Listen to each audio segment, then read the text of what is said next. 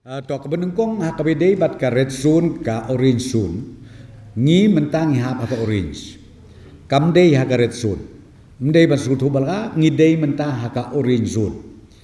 hakijin sha ngila day ban light mentang ka sngi lada mdon positif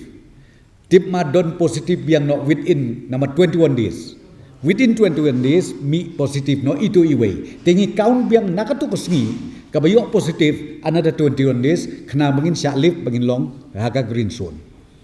kawai ke bangin kerpa ikum bangin laju keren dengan pos pokor belum ba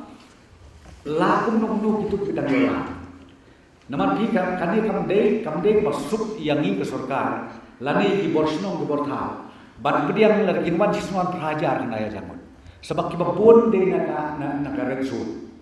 de pimtip ke exposure jo gila sih kisah tu hanya jom mele dan rai syubu mentah mariami nayi madu mantip yo la se kin yo infection chiteng lenti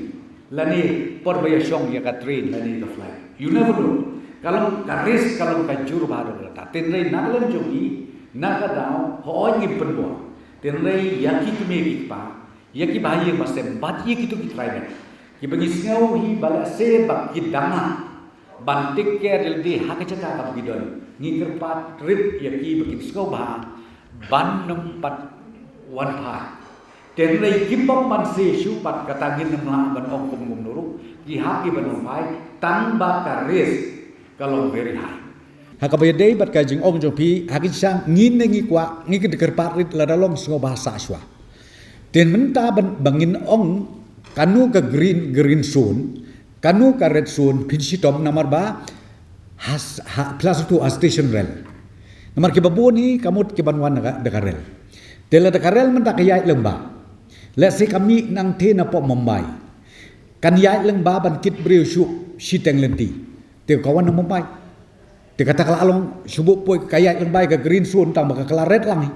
Te ngingim keren shu mentak ka red na ke green. Simbet kibawan na bar jo North Eastern States nakabenta ban kam bengin kam kia ke jengmut berkat ngitrit bet bakalong red ike